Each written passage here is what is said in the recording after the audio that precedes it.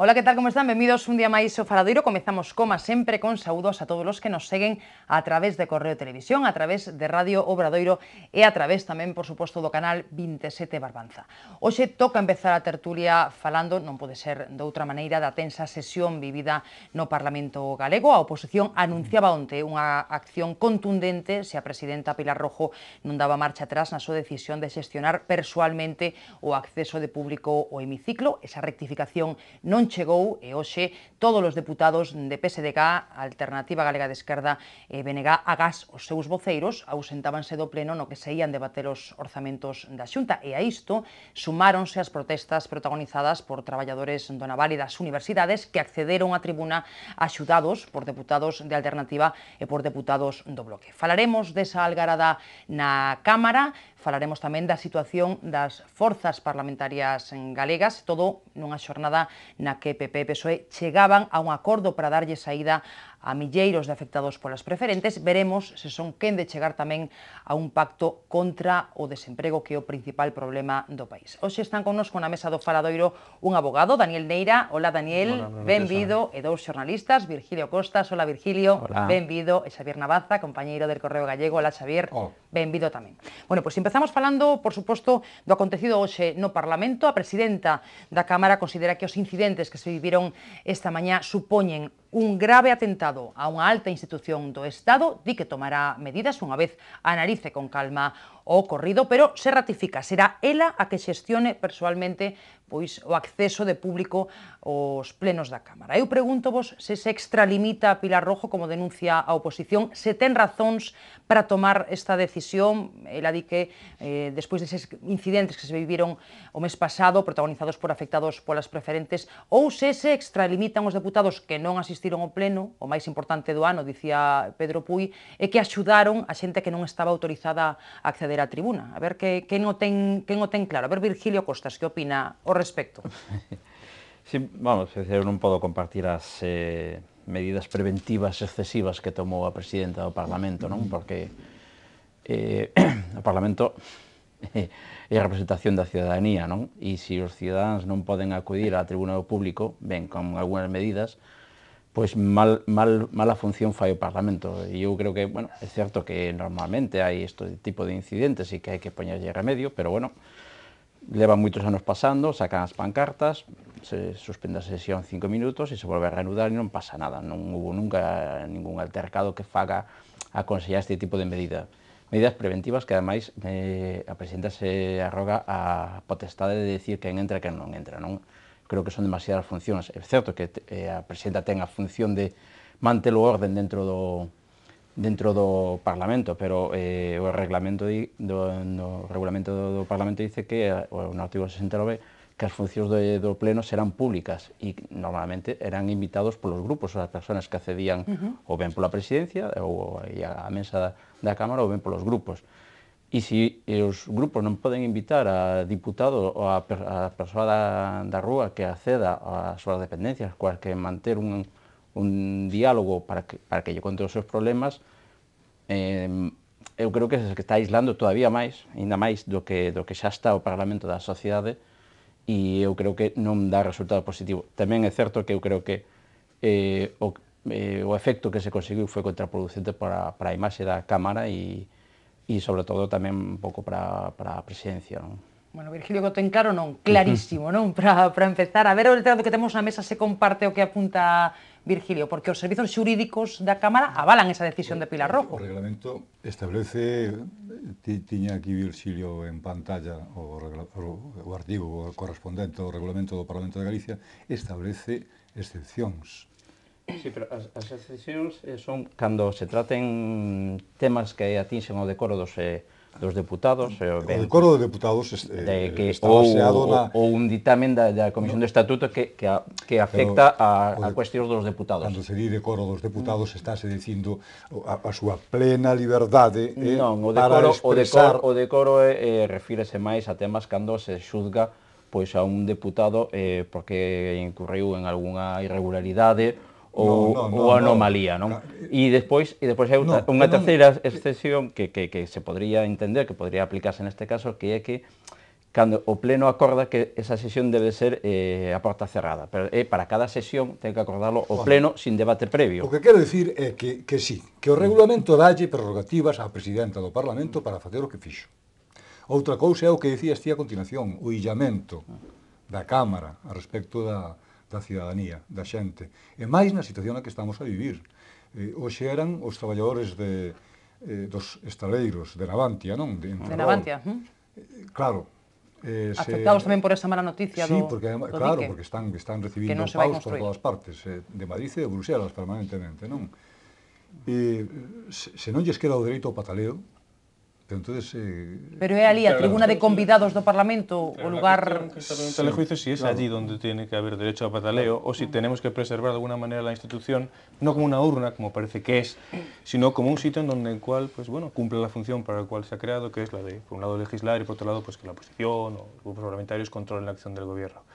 Yo creo que aquí también se está jugando con las palabras de cierre de Parlamento a la ciudadanía, cuando, independientemente de que podemos estar de acuerdo o no con ello, lo que hay es un cambio de procedimiento en la forma de acceder los oyentes a ese Parlamento. Que podemos estar de acuerdo o no, que la medida podía ser una u otra. A día de hoy, como en todo este Virgilio, que el acceso estaba regulado o era potestad de los grupos parlamentarios, y ahora va a recaer más en la presidencia. Bueno, pues a lo mejor hay otros modelos, como puede ser que la propia presidenta responsabilice a esos grupos parlamentarios de la gente que acceda y una vez que acceda, pues bueno, esa responsabilidad se puede venir de alguna manera refrendada pues en algún tipo de sanción, de alguna manera, ¿no? Una cosa es la medida que haya tomado, otra cosa es que está legitimada para hacerlo. É unha situación que se está xeralizando en toda España, ¿no? É dicir, en todo o Estado español. Eso que indica que non hai moitos lugares onde se expresar libremente para protestar pola situación na que está vivindo tantísima xente neste país. É dicir, non hai tantos sitios onde protestar, realmente, e búscase o impacto mediático, búscase, claro, a posición... Bueno, que hoxe non falamos de orzamentos, falamos precisamente de todo isto, non? Claro, que esa é unha necesidade de facerse ou escoitar, é dicir... E por extensión, e metiendo máis un pouco en el debate, e ese oportunismo, e esa cezaña, esa brecha que se crea, a través precisamente de esa repercusión que genera unha acción como esta, es la que... Yo tamén pondría en tela de juicio la oportunidade de la oposición de servirse de amarse da legalidade da decisión, eu creo que é unha medida excesiva preventiva, non? É dicir, bueno, pois como están invitados os traballadores de Navantia por algúns grupos, xa hai a sospeita por anticipado de que van a montar bulla. Bueno, pois... Bueno, bulla houbo, non? É dicir, pero creo que foi máis... E crees que debería simplemente interromperse o pleno uns minutos e seguir con normalidade? Ao final acabouse interrompindo e o problema é que o debate de presupostos vai quedar ocultado por todo esta algarabía que non conduce a nada. Os titulares foron para algarabía, sí. E o problema non é eso, o problema é xa que, bueno, que o debate de presupostos tampouco é que dé para moitos reflexións sesudas, pero que o problema é que a sensación que queda na cidadanía, como dice Xavier, de que cada vez hai menos espacios para poder manifestar o descontento social, pois eu creo que a clase política en conxunto se volve a alonxar un pouquiño máis da sociedade, non? Claro, efectivamente. Eu creo que está ben que establezan medidas preventivas, tipo de control, de identificación, se hai algún dos invitados que xa foi en algunha ocasión pois mantuvo un comportamento irregular, que se fagan medidas, pero eses non poden acceder, pero claro, cando xa foron desaloxados. É que con esta premisa, é dicir, se un grupo quere falar con un empresario ou un sindicalista ou un ciudadano calquera para abordar un tema, hai que informar a presidenta do Parlamento e ela vai autorizar ou non a entrada cando hai pleno. E iso tamén coarta un pouco a liberdade de traballo dos grupos, non? De todas formas, si estamos dando por bueno que en el Parlamento cualquiera puede ir a manifestarse, podemos correr el riesgo y caer en la circunstancia de que el Parlamento sea ingobernable, es decir, que cada 2 por 3, cada vez que hay una sesión, existan distintos grupos, no sin razón y no sin Se eu un mañán quero, é dicir, se un mañán, por exemplo, quero ir a ter unha reunión con un diputado, primeiro ten que darme acceso na porta principal e teño que ir invitado por ese diputado para poder acceder ao Parlamento, e ten que autorizalo a presidenta do Parlamento, é dicir, en fin, eu creo que é un pouco un control excesivo, non? É dicir, eu creo que supoño que as dependencias dos grupos parlamentarios non sei se el poderán alcance seguir esa- accedendo, a- imagino. Non, é que a propia trampa que fixeron é que van a verse co grupos parlamentarios e logo levanos á tribuna do Parlamento. Bueno, Tampouco van a establecer ali un cordón policial de quen entra e quen non entra na tribuna do Parlamento, non? É dicir, Bueno, ou si, todo chegará, xa. O feito de que acontezan estas cousas indica tamén que é o mismo do que falábamos antes do illamento, pero indica tamén unha cuota á baixa da representatividade dos propios deputados. É dicir, para ter que estar ali esta xente en directo, que está dicindo esta xente? Está dicindo que non, que ningún daqueles deputados que ten ali abonda excesivo a todo. para defender os seus intereses, no? Que teñen que estar As preguntas claves en aquí calidad hai de hai cousas que afectan a Espera que remate as Xavier, esencias da vida democrática neste país, da vida non si, da vida democrática no fondo, pero da vida dos partidos políticos, no país. É sí, dicir, é positivo que os ciudadanos vexan a todos os diputados de todos os grupos como expoñen os seus temas, porque en fin, a maioría non está caracterizada pola brillante da súa oratoria, non? Ese é outro debate aí xa.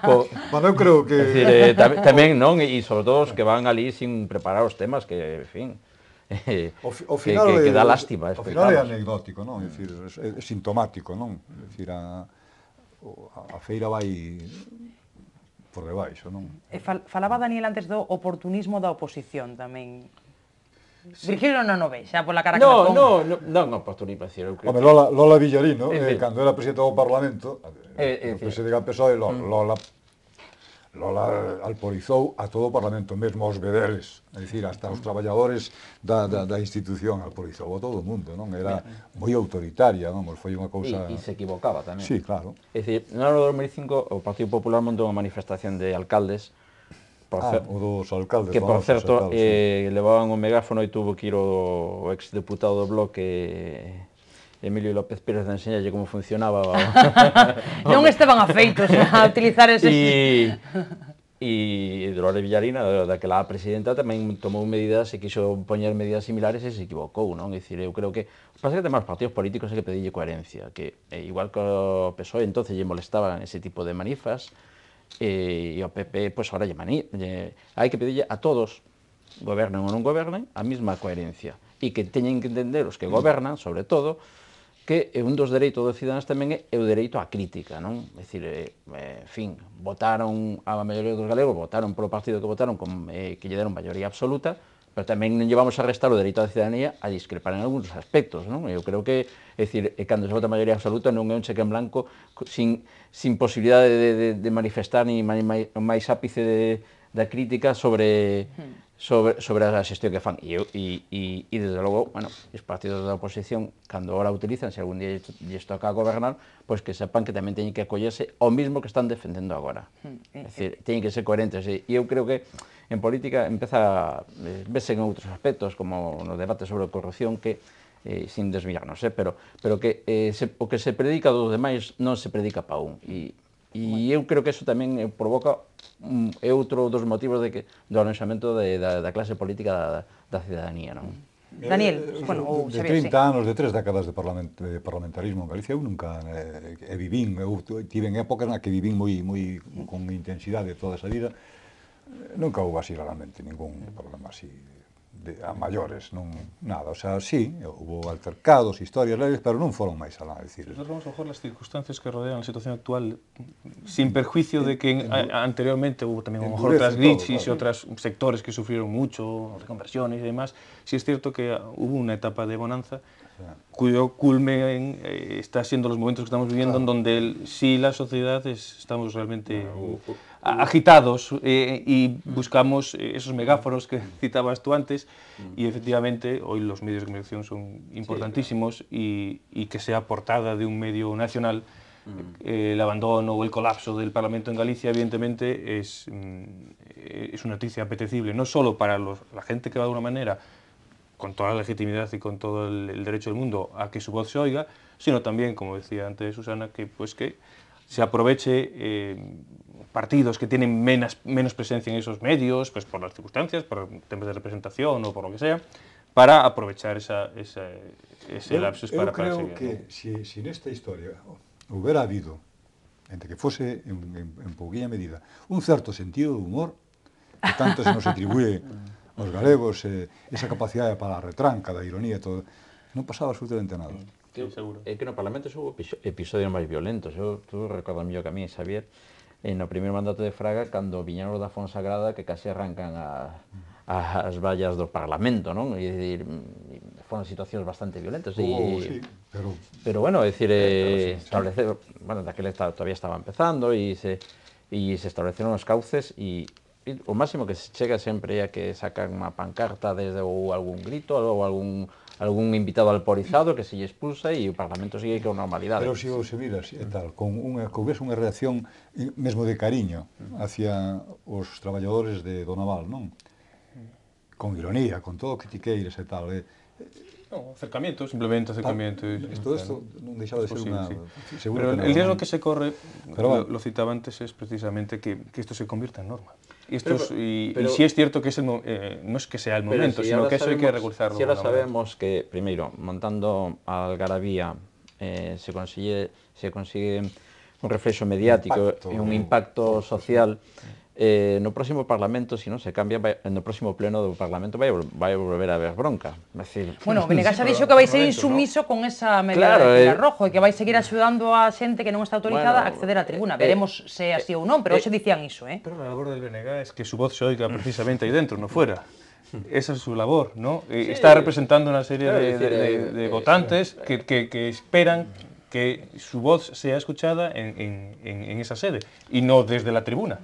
¿No? Porque el diputado tiene que estar abajo, no tiene que estar arriba. Sí, en teoría é así, pero é unha sociedade moi mediática, precisamente en un período de crack social, que é o que estamos vivindo. E tamén, bueno, temos que ir xa case a publicidade, pero tamén falamos, esta medida tomase despois dese pleno de decembro, bueno, que había, as protestas foran protagonizadas por afectados polas preferentes, que tamén están nunha situación moi dramática, non? E o mellor aquel día sí que se escoitaron cousas inapropiadas e todos podemos estar de acordo, non? E que mesmo soan amenazas, aínda que se poden entender pois nese momento de desesperación, non? Que están a vivir. Quero dicir que non é o mellor non é o mesmo a forma de protestar daquelas persoas tan desesperadas e os traballadores do naval, por exemplo, de hoxe, non? Que podía ser unha protesta pois máis típica, non? Por dicilo de algún xeito. Quizáis... A desesperación é similar porque tamén os traballadores do naval non teñen traballo. Os das preferentes simplemente se quedaron cos seus cartos, que é absolutamente lamentable o que pasou con eso.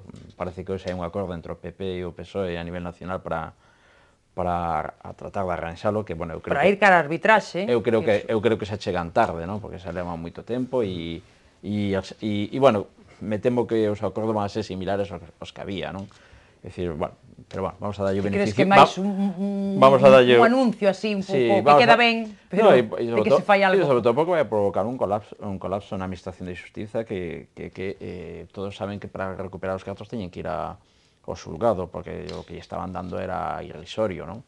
A oferta esa de facer unha parte en accións dun banco que non vale nada, pois é unha tomadora de pelo, non? Entonces, é dicir, e xente que quere recuperar os seus cartos. E o nivel de cabreo é entendible, non? Porque se teis uns aforros dunha vida e que se queden con eles... Por eso digo, non? Que quedarse en nada... Pero, bueno, estar sin traballo tamén é grave, non? Detrás de todo isto está a impotencia das cámaras autonómicas, é dicir, os parlamentos autonómicos, porque que despois é que nin caso. Tómanse as decisións que se tomen, e isto xa é histórico, non? Porque foi década tras década, non? Dos 30 anos que levamos de parlamentarismo. Nin caso en Madrid, xa, digamos Bruselas, non? Donde se toman as grandes decisións que afectan aquí, é dicir, os naval, por exemplo, non?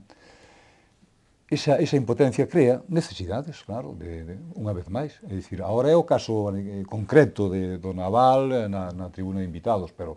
Bueno, estaban tamén traballadores das universidades, da Xunta. Tamén da universidades, tal, pero é que a situación de impotencia é permanente.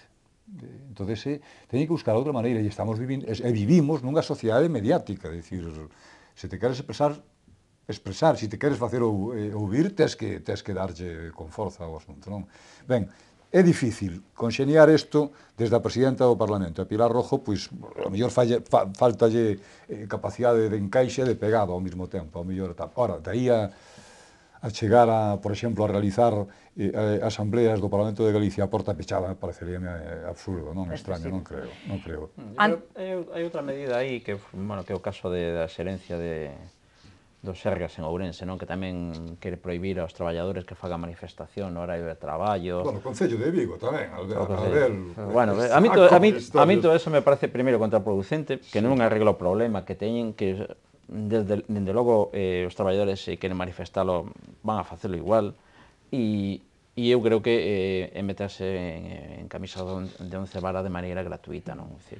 Sobre todo, hai que entender que a xente necesita unha vía de escape, non? E se as cerras, pois máis presión á cantidad. Mira se non hai parlamentos duros no mundo, o inglés, sin ir máis longe, donde dinse auténticas barbaridades, é dicir, é verbal todo, non? Pero dinse auténticas atrocidades uns aos outros, non pasa nada, non?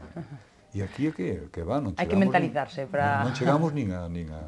En todo caso, dicía Daniel antes de empezar, non ia ser, xa sabíamos, unha legislatura aburrida, non, Daniel? Claro, yo creo que todas las crónicas al día siguiente de las elecciones autonómicas anunciaban una legislatura movida, que salir de esos tres elementos, al entrar el cuarto en discordia, que necesariamente en cualquier tipo de circunstancia y noticia... Non lle botarás a culpa Beiras, o efecto Beiras. Simplemente digo que por la simple dinámica del Parlamento, siempre como mínimo tiene que haber alguien que esté en desacuerdo con lo que se diga, sea lo que sea.